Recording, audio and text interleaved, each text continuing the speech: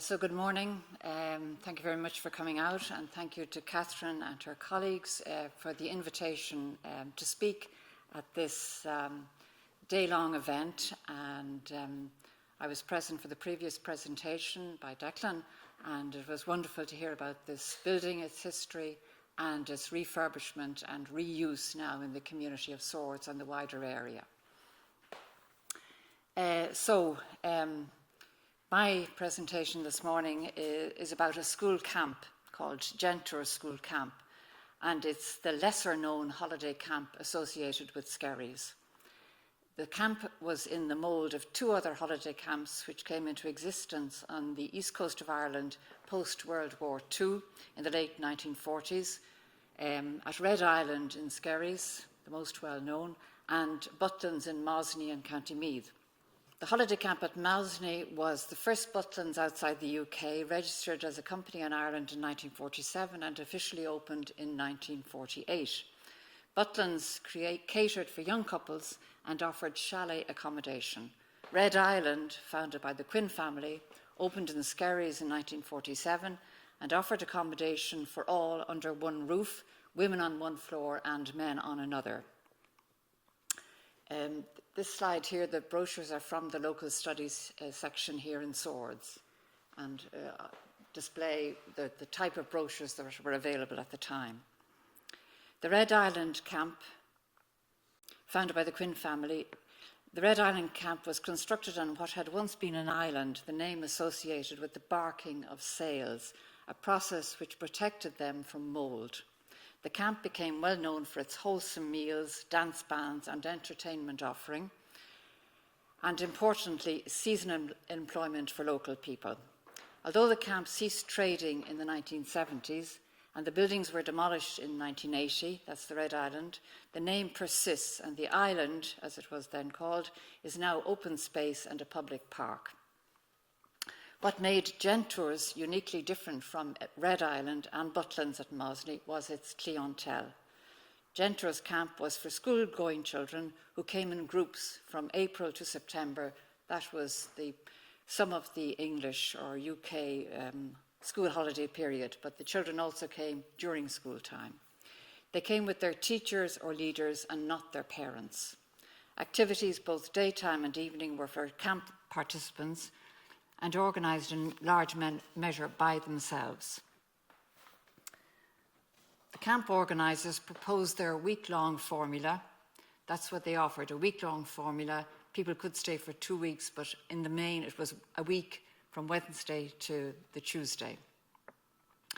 They based that formula on fresh air, sea and beach activities, walks, and excursions to places of cultural and historical interest. Residents had full board and prices included return transport by boat from Liverpool to Dublin. Transport by plane was offered at an additional cost by at least 1973 and perhaps earlier. At its height, the camp could receive circa 300 children and their leaders per week. And during the season, which ran from April to September, between 2,500 and 3,500 young people, depending on the year, spent time in Skerries. An early aerial view in our Skerries Historical Society collection shows the site occupied by the camp adjacent to present-day Skerries Community College off the Balbriggan Road.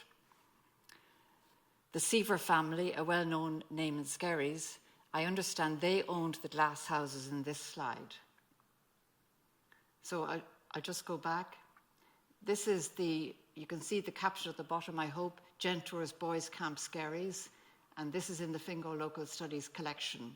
So these are the tents and some of the young chaps in the early form of the camp.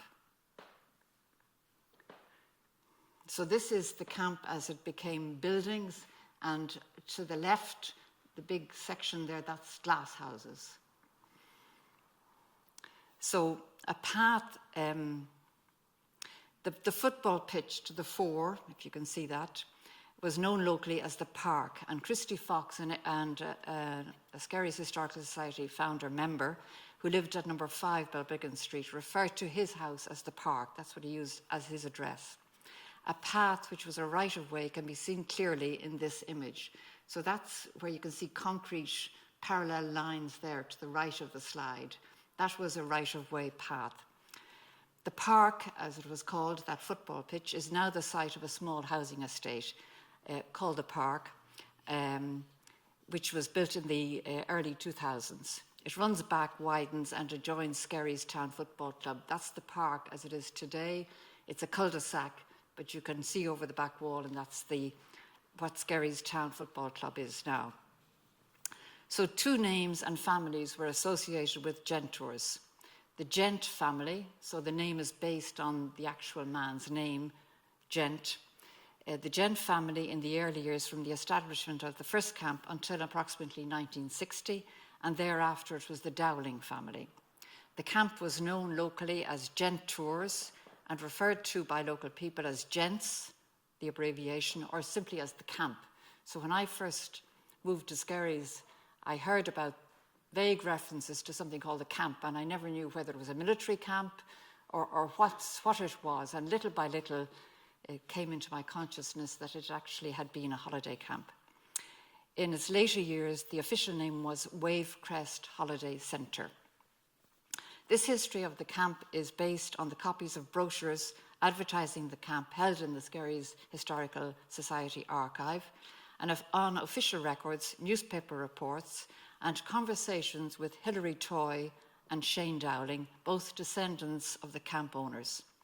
Also local people, Andy Tolan, who lived on Balbriggan Road, and Jim Corr, whose family home on Church Street, that's in Skerries, backed onto the tennis courts, which was the location of the first camp.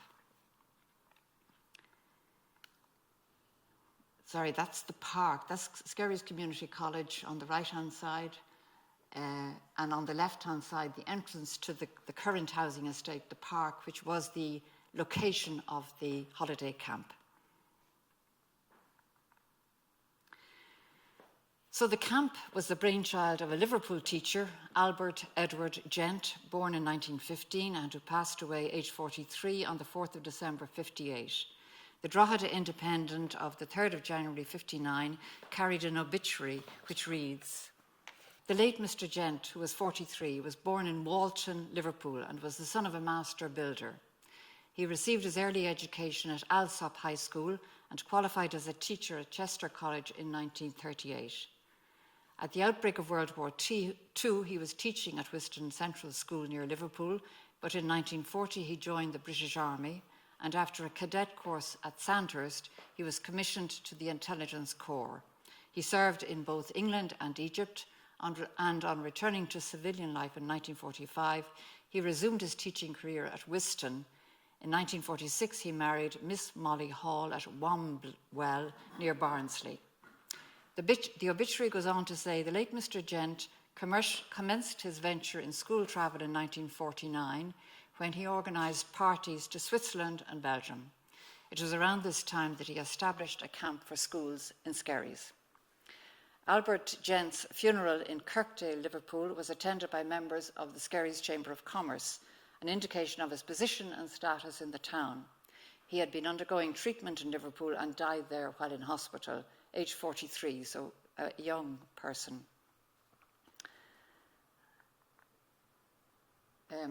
Two images of the camp in its early days. Lower left, the tents as we saw, and here then the kind of an original tuck shop that existed on the site.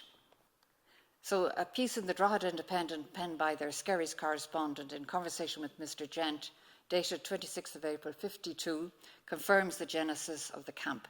The holiday camp was started in 1949 with a small cluster of tents and marquees, and 3 English schools sent over their pupils for a change of air, food and scenery.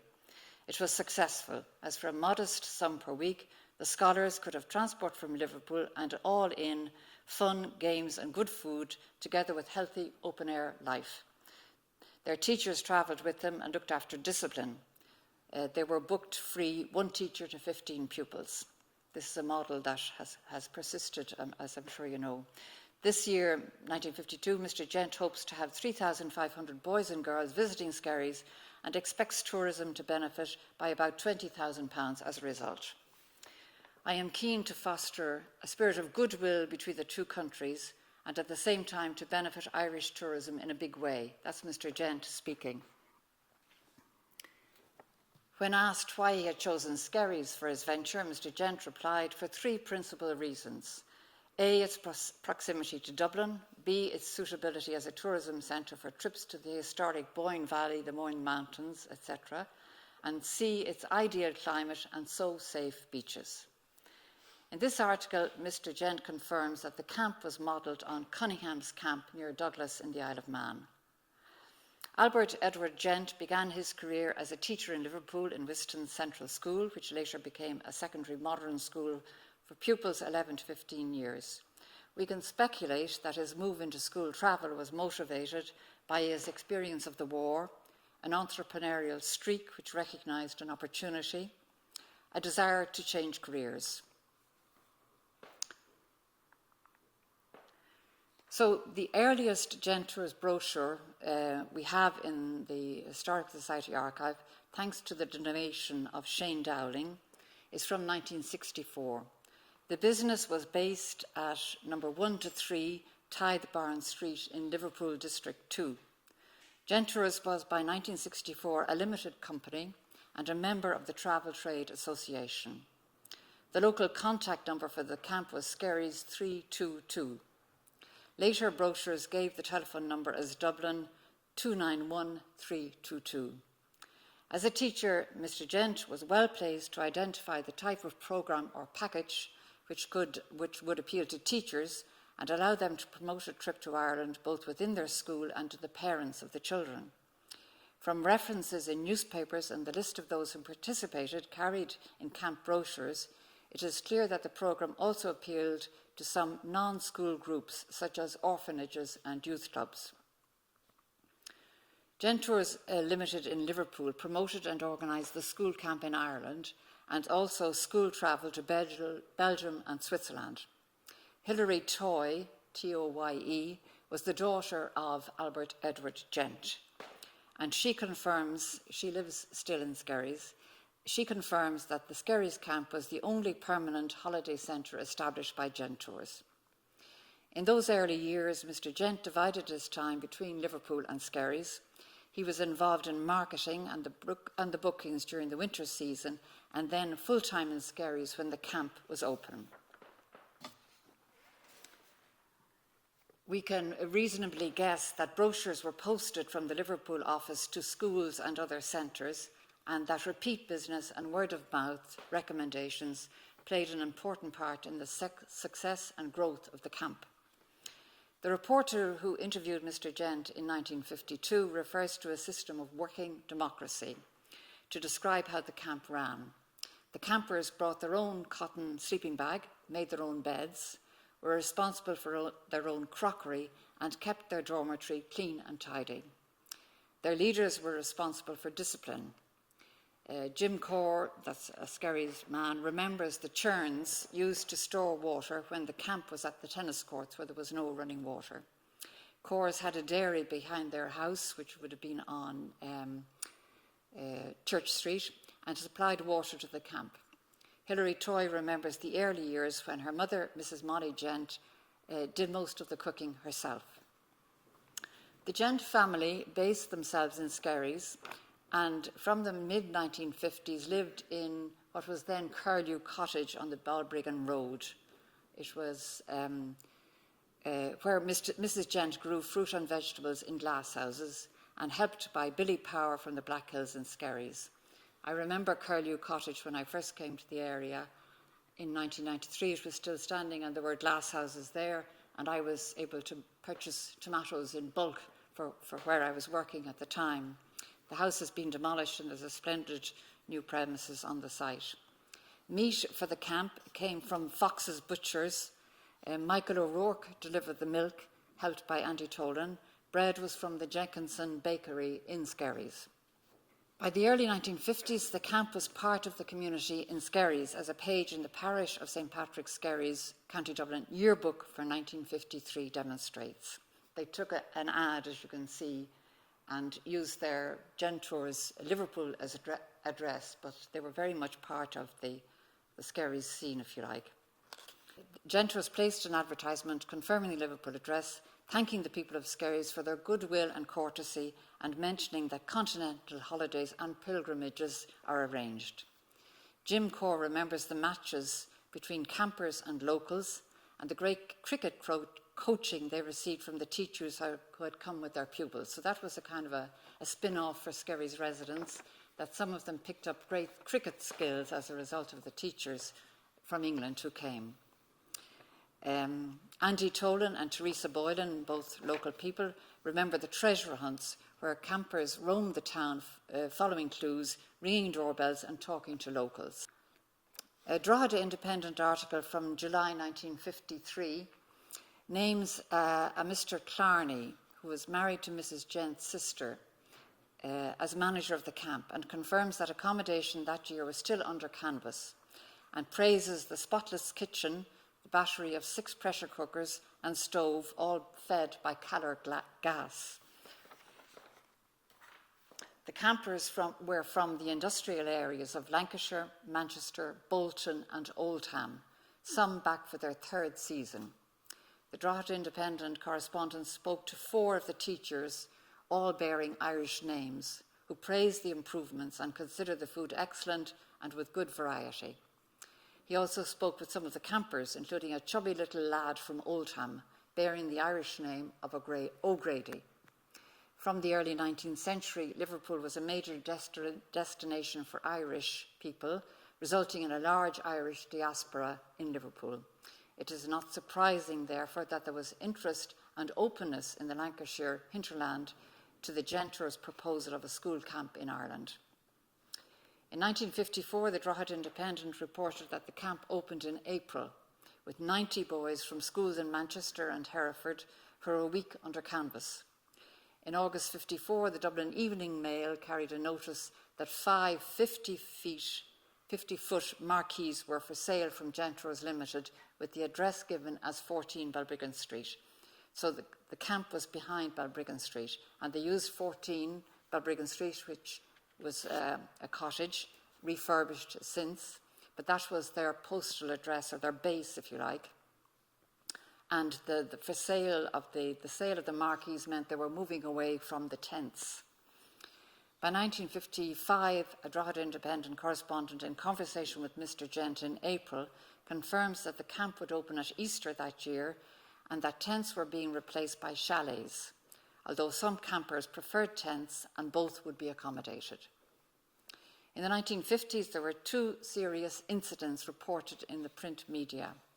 In July 52, the Drogheda Independent reported that a party of 5 schoolboys attempted to swim to Colt Island, one of the offshore islands in Skerries, with their master, Mr. Frank Yates. 2 of the boys got into difficulties, but were brought to safety onto the island by Mr. Yates, the other 3 having returned to the shore and raised the alarm. The resident nurse, Miss O'Kelly, and a Dr. F. Ryan were summoned. A yacht, the QED, skippered by Brian Malone, having on board Mrs.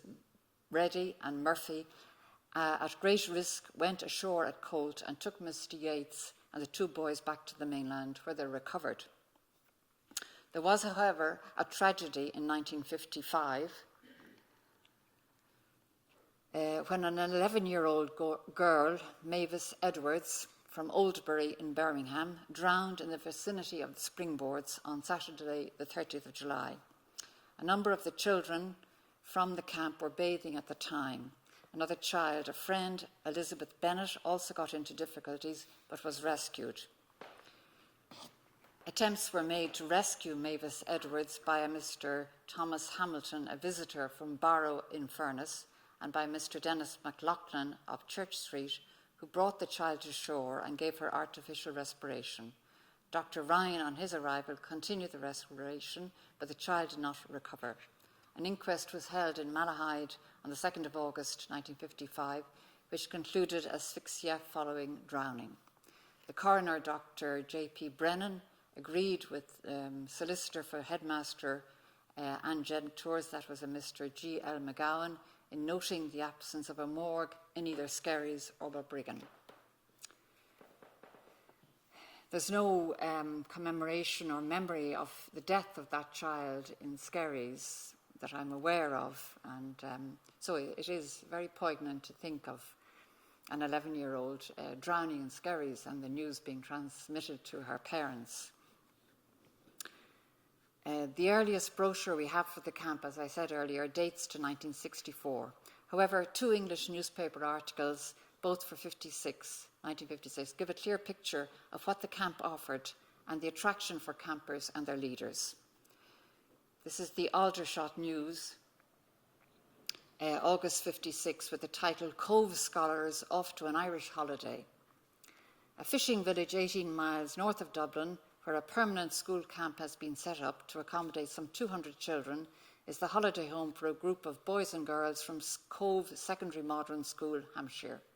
For the next few days, the group departed from Farnborough Station, arrangements having been made, under the auspices of Gentours, a school travel organisation, and the village chosen, Skerries, is said to provide camping with a difference.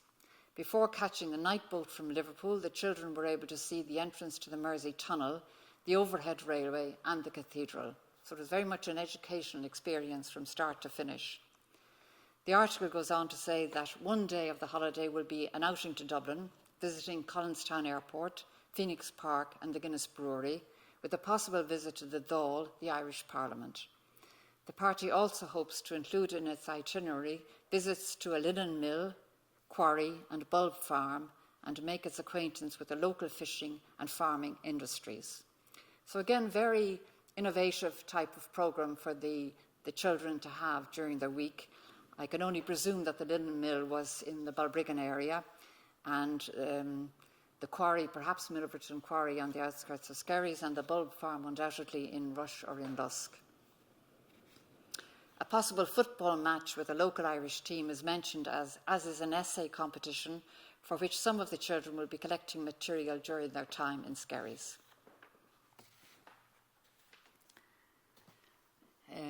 The Cheshire Observer in September 1956 has the report titled Farndon School in Era. Farndon is a suburb of Chester. The visit began for this group on the 22nd of August, when 26 boys and girls trooped aboard the Leinster at Prince's Dock, led by a Mr. T.A. Ord, their headmaster, and his wife, bound for a week's camp at Gentours School Camp, Skerries in County Dublin.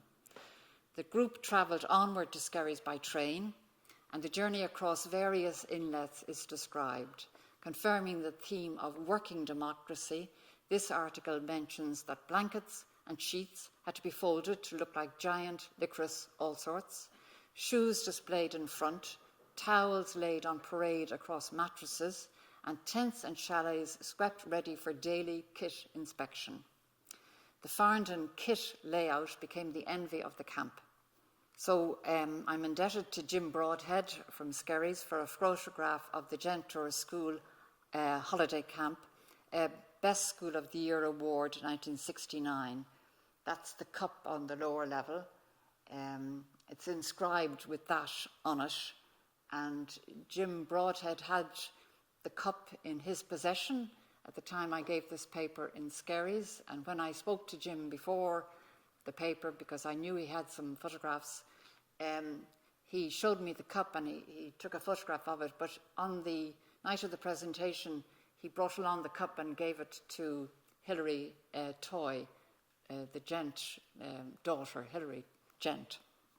So it went back into the Gent family, which was a very nice turn. This is the tuck shop in the camp, as it was.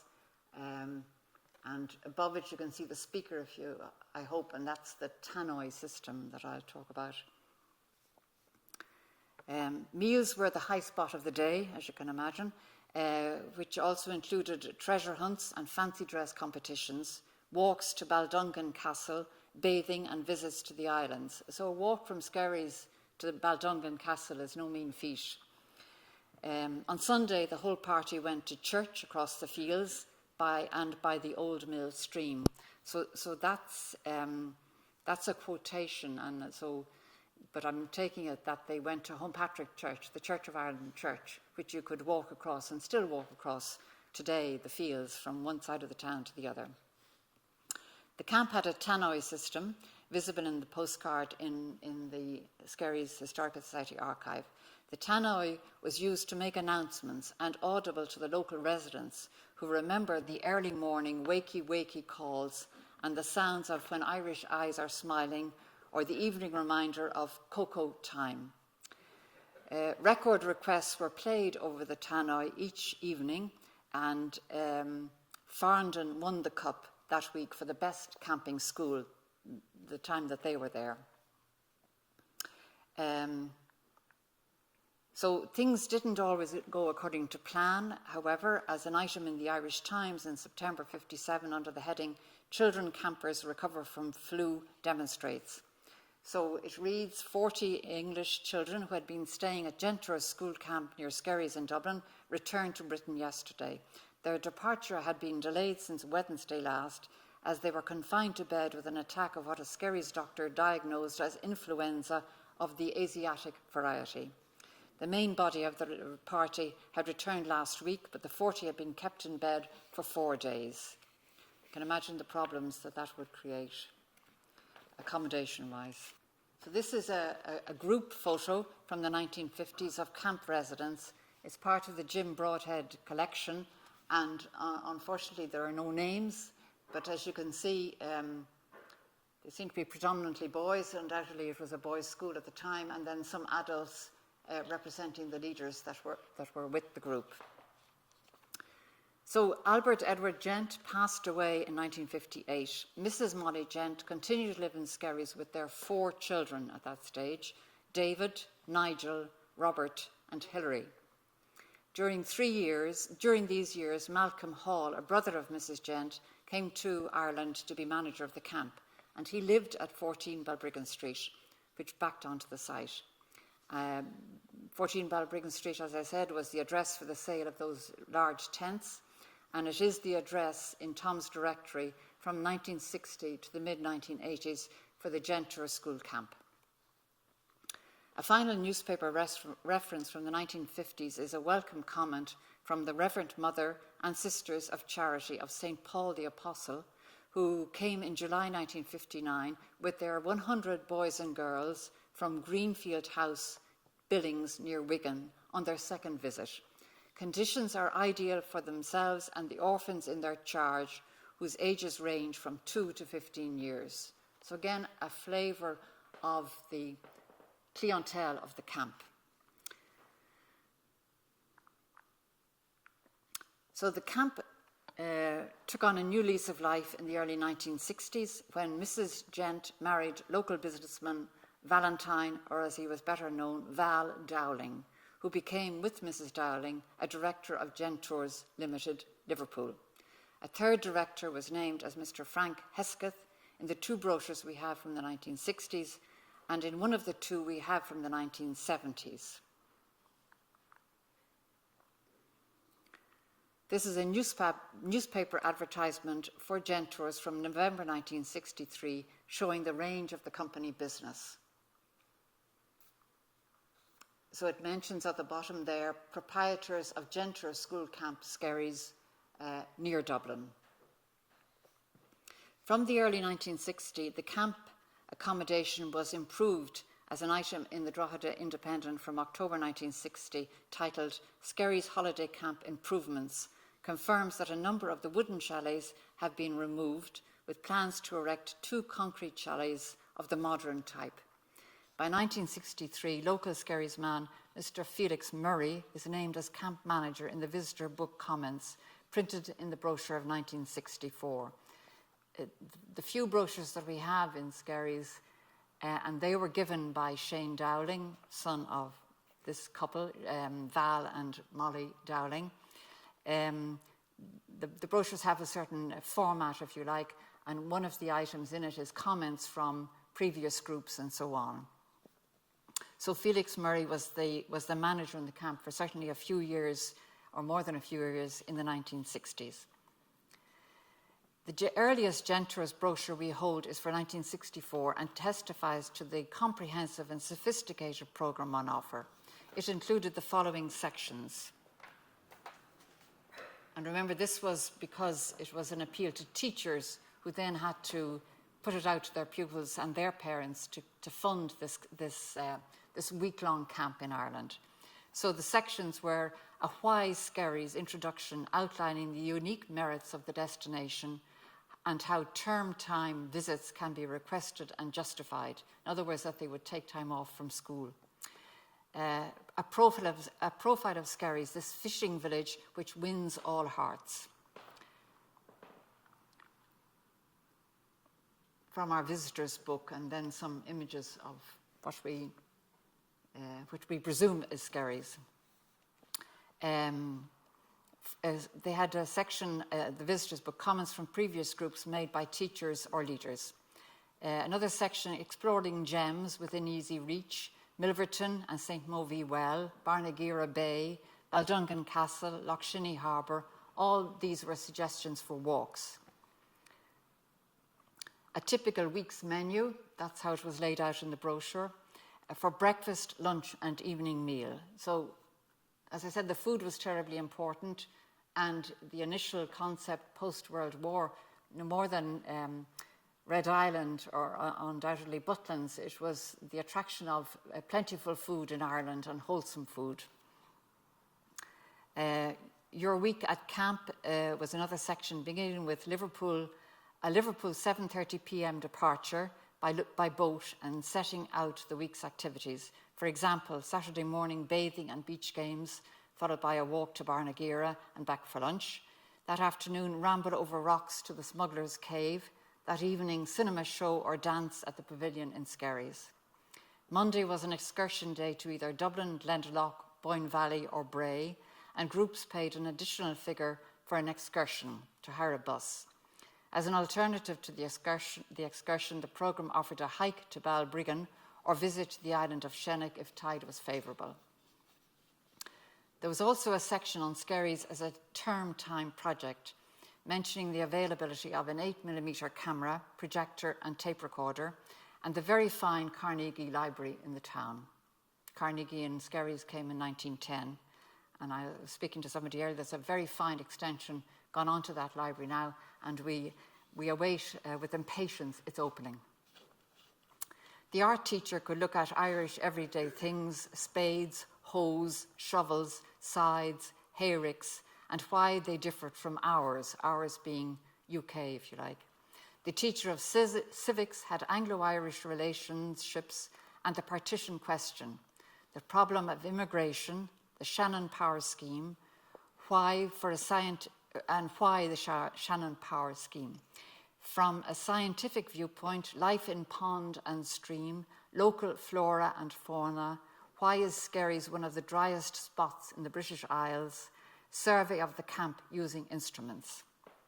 Historical visits, both local and further afield, and geographically, a look at the folding, overfolding and faulting of rocks at Lough Shinny, local farming and fishing methods, visit to a linen mill in Balbriggan, local quarrying and bulb farming in Rush. So again, a very, as I said, creative, interesting programme as set out so that the stay in Skerries was very much educational, recreational and good food. The brochures from 1968 and 71 are equally comprehensive on what the camp offered. Comments in the visitor book section praise the camp staff for their unfailing good humour, help and cooperation. In 1968, a Mr. A. Savage of Alderley Edge County Primary School in Cheshire commented that this was the school's 6th visit and that they would be back. The 1971 brochure carries a visitor book comment from a Mr. Cricket, Alt County Junior School in Oldham. This is our 8th year, he said. The friendliness and cooperation of all the camp staff have made it again a tremendously enjoyable visit. An overview of prices charged during the 1960s and 70s shows cost per week in 1963 from £6 10 shillings rising to £9 10 shillings in 1968, to £11 30 in 71 and £12 40 in 75. Excursions were extra. The day visit to Glendalough in 1963 was £27 per coach, a 35 or 29-seater. The same price is quoted in the 1968 brochure. The price is £30 in 1971 and £35 in 1975. And this is what was included in the prices. So second-class fares from Liverpool to Dublin, conveyance from Dublin to camp and return. Remember, they could take the train, and we had an example of where they did take the train, a beautiful ride. Full board at camp for 7 days, free insurances, services of a camp doctor, very important with 200 young people, loan of all sports equipment, supply of contribution cards to assist collection of instalments, luggage labels, booklets for children. The booklets were only for 63 and 68. Free entry to all competitions at camp. So this reference to contribution cards is quite unique. Among the items included in the price were contribution cards. There is one example of a card in our archive in Skerries. So that's the card. It was opened like a little book, 3 faces and then 3 faces, with the little red shamrock. It's all very interesting design. So this one is from 1970, and the pupil, whose name was across the top, is a Joan Yen, Y-E-N, of Arundel Comprehensive School. The total cost is marked as £18.15, with an initial deposit of £5. Saving began on the 9th of February and continued until the end of June that year. Okay, so that was the period of time that the savings could take place, but it was all done within the school context. The brochure we hold for 1971 indeed lists Arundel Comprehensive as one of the schools which participated in 1970. The prices in 1971, just 1 year after their visit, go from £11.30 to £12.20 chalet or block, and there were undoubtedly sums built in for excursions and perhaps some expenses for the teachers. Concessions for adults in charge, a normal feature of school tours, appear in all the brochures. If more than 15 pupils, 1 adult had a free place. 2 adults went free at 25, and the top rate was 7 adults with free places if above 95 pupils.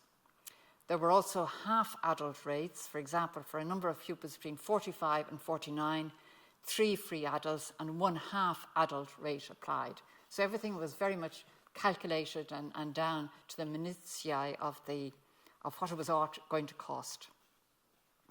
The list of what the campers should bring with them included a mackintosh or overcoat, 4 pairs of socks or stockings, a complete change of clothing, soap and 2 towels, toothbrush, toothpaste and comb. Shoe cleaning materials, swimming gear, sheets or cotton sleeping bag, all in 1 suitcase or large grip.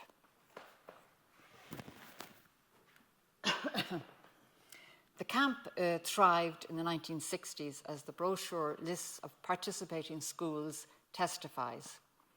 This meant opportunities for employment for local people. Shane Dowling remembers chefs with an army background who worked in the camp, as well as local men Michael Marry and Billy Power. Shane and his older brother Paul worked during the summers in the busy tuck shop. Pauline Rooney's grandfather worked at the camp, as did Niall Bissett's mother and a Mrs. Quinn. And when I started to look at Gentours Camp, I came to the local study section here, and Brian Kavanagh, as always, was extremely helpful. And he did some Facebook searches and came up with these people who had asked questions about Gentours Holiday Camp. Jim Corr remembers Willie Phillips working at the camp, helping Johnny Beggs, Key Street, who built the chalets, helped by his son. There were also newspaper reports of Gentours as a sponsor in Irish dancing competitions. In December 1964, the Drogheda Independent carried a piece on Mr. Felix Murray, manager, Gentours Holiday Camp, who presented the Gentours Shield to St. Joseph's Secondary School in Rush team. In 1961, the Drogheda Independent reported on the Irish dancing competitions to be held in Balbriggan Town Hall on 31st of August and organised by Miss May Dillon, who was Mrs. McAleer, who ran dance. Miss Dillon had 5 schools for Irish dancing in the area and 150 children were competing.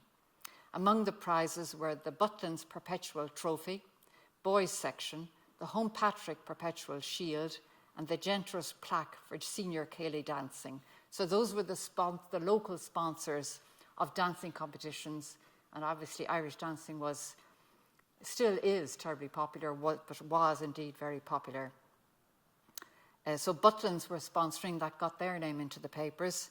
Home Patrick Perpetual Shield, that was a residual Home Patrick estate. And then the Gentours plaque was the Skerries camp. The winners of the Gentours Shield were Anne Dowling, Helen Dowling, Jean Kiley, Peggy Noctor, all from Balbriggan. Irish dancing demonstrations were offered by all 3 holiday camps, confirmed in a Drogheda Independent report for September 64. May Dillon's dancers had featured that year in a BBC television production, Holiday Knockout Show, and the article mentions that the dancers had performed in Butlins, Red Island and Gentours during the summer. Obviously, those camps, that was an added attraction to have Irish dancing demonstrations and evenings entertainment. Despite, or perhaps due to the success of the business, the camp was advertised for auction as a going concern in June 1965. An Irish Independent notice advertised the auction, which was to take place on the 14th of July. We can only speculate as to why the camp did not sell. Too few bids, asking price not reached. Whatever the reason, the camp continued under the Dowling family.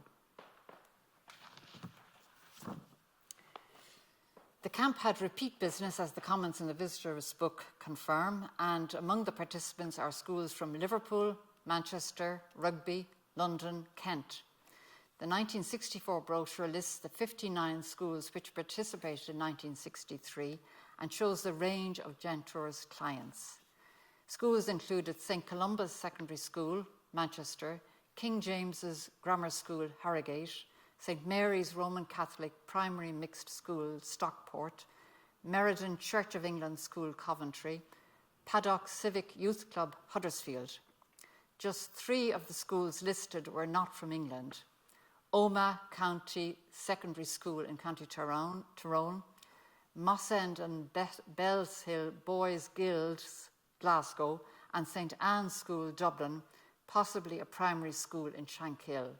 Those were the only 3 non-England, and as I said, there was only one mentioned for the south of Ireland, which I think was in the Shankill area, and then one in Omagh in County Tyrone. 56 schools are listed as having been at camp in Skerries in 1967, all from England.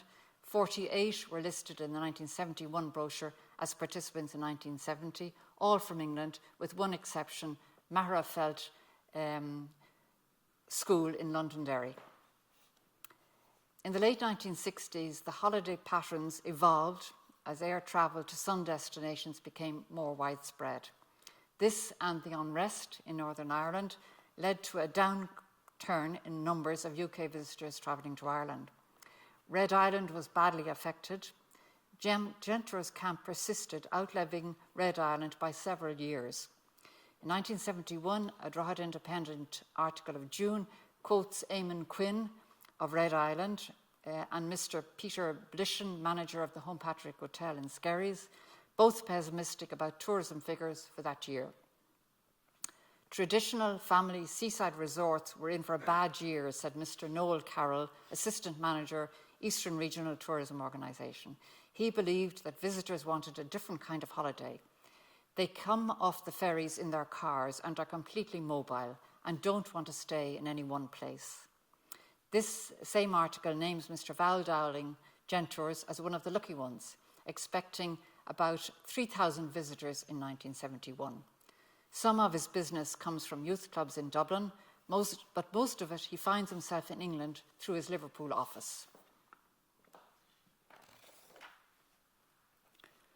By the following year, however, the camp was used for at least some of this season for other purposes. An Irish Times article from July 1972 by Mr. Dick Grogan is headed, "Now 2,300 refugees in the south." These refugees were from Northern Ireland and spent the 12th of July south of the border. Civil defence volunteers, local authorities and religious and voluntary bodies combining to offer food, transport and accommodation for the refugees, the vast majority of whom are women and children. The operation has for the most part been going smoothly. Among the institutions providing accommodation and meals are Dominicans in Cabra, the Oblate Fathers in Belcamp, Gentours in Skerries and St. Ita's and Clonskeagh hospitals. So that goes back in time. Shane Dowling also remembers that the Skerries clubs and scouts use the dance hall part of the camp for meetings throughout the year. It is unclear if the camp functioned in 1973 or 1974. There is a brochure with the year 1975 handwritten rather than printed in places on the brochure. No list of schools from the previous year is featured. Transport is not included in the prices given, and the camp dates are curtailed. In other words, the season shrank. A Drogheda Independent advertisement from July 71 clarifies matters. Wavecrest Holiday Centre Skerries, as it became known, on the instructions of the owner who is retiring from business, the auction is 16 timber chalets, kitchen equipment, furniture, etc., to be held on Wednesday the 14th of September 1977, 12 noon at 14 Balbriggan Street, Skerries. Among the items for auction, 140 metal bunk beds, 800 blankets, a tannoy PA system, 2 roller shutter aluminium shop fronts. The Dowling home, that's Val and Molly Dowling on Humpatrick, opposite the sea, if you like, on Skerries, was named Wavecrest, and the camp in its later years was marketed as Wavecrest Holiday Centre. The camp and buildings remained empty for a number of years, so it didn't sell at that time in 1977. It remained empty, during which time both the security and the maintenance of the property became a burden to the owners. However, there was a new lease of life for the site when a tenant was found and an enterprise called Eurotime Limited opened their clock-making factory in the buildings in 1979. In January 1980, the Drogheda Independent carried an advertisement under Situations Vacant by Eurotime Products, 14 Balbriggan Street, Skerries, seeking production operators. Replies to be sent to Mr. Joe Corcoran, Production Manager, Eurotime Products. In December 1980, there was an evening press article titled Clockmaker Scores Irish First. Mr. Edward O'Hanlon, Managing Director of Eurotime Limited, revealed his scheme for a 12,000 square foot factory beside his existing premises, the former Wavecrest Holiday Camp at Briggan Street, Dublin, Skerries.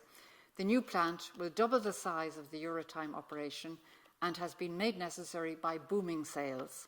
In fact, Eurotime has sold 3,000 clocks to Switzerland this year. Mr. O'Hanlon's present workforce of 27 will, it is hoped, be increased to about 50 by the end of 1981. By March 1981, a Drogheda Independent notice on Fingal planning applications confirms that Eurotime Limited was granted planning permission by Dublin County Council for the construction of a factory at 14 Balbriggan Street. In November 1981, the Irish Examiner carries the heading Eurotime Clock Up the Orders.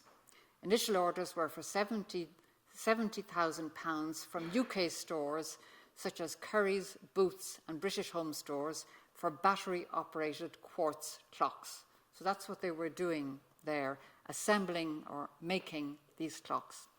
Mr. O'Hanlon is quoted acknowledging the work of Chorus Stracthala in identifying customers in the UK. However, a piece in the Evening Herald in September 1983 suggests that all was not well. So officials, this is the quote in the newspaper, officials from the Industrial Development Authority, IDA, were meeting Mr. Queliker in Switzerland, and that meeting was expected to go on all day. But in fact, the enterprise folded, if you like. By 1989, Irish Health and Beauty Products Limited, suppliers of Regina products such as Regina Royal Jelly, occupy the former Gentours campsite.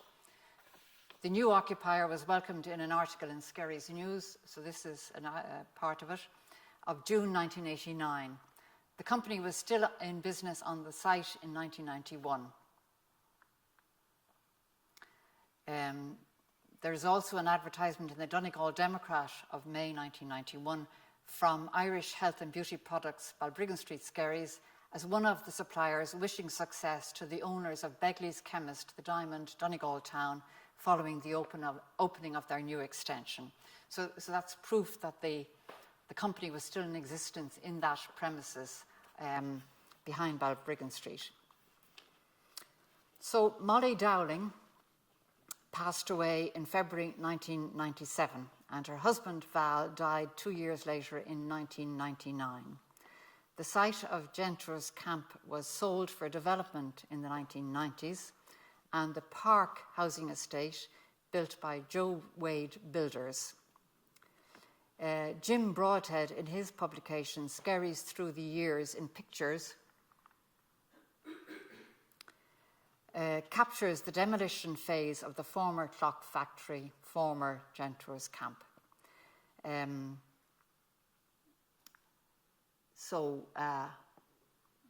sad day, if you like, and Jim was there with his camera. The public right-of-way across Skerries town football pitch, and also the laneway from the football pitch to the Park Estate was following a consultation process extinguished by Fingal County Council in 1999. So this is the notice in the newspaper to say that it is going to be extinguished, or in other words, closed off. Today, there is no trace of Gentours Camp, and there are fewer and fewer people locally who remember it. Albert Edward Gent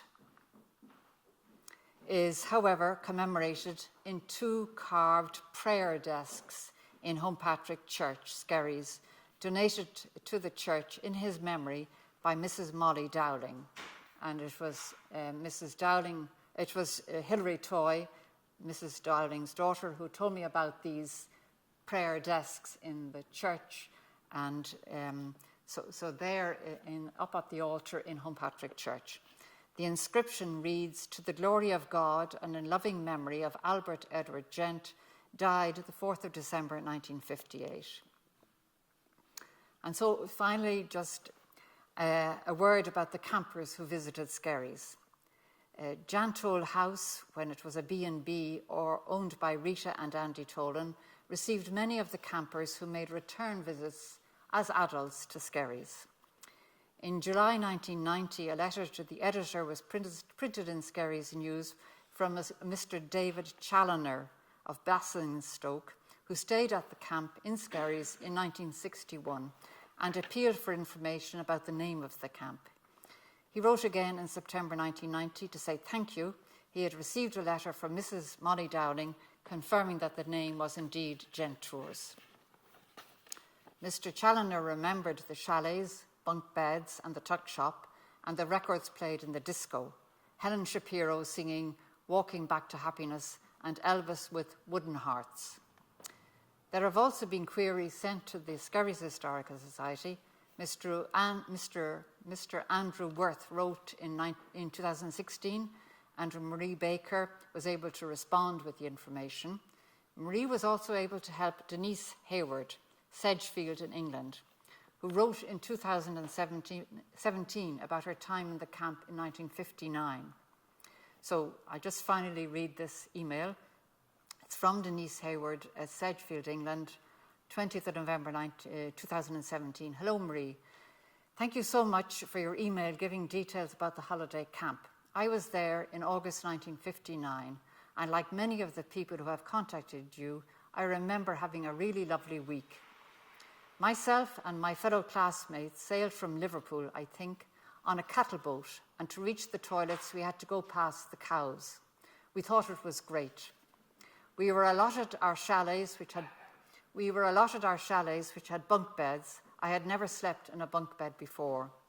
The sandy beach was nice, but something which has always remained in my mind was the beautiful turquoise-like, or so it seemed to me at the time, the sea. The weather was glorious. It may have rained sometime, but I don't remember it doing so. Another thing which remains with me is seeing the beautiful Mourne Mountains. At least that is what I always believed them to be. The only downside to my week was the fact that I was very careless and I lost my watch, a birthday gift, on the beach. Our head teacher put an advert in the post office, but it wasn't found. I rather think there might be a rather battered Timex watch under the sea somewhere near Skerries. The whole week was an enjoyable adventure from start to finish, and I remember it so well, even though so long ago, and the local people were so warm and friendly. Best wishes. Thank you very much.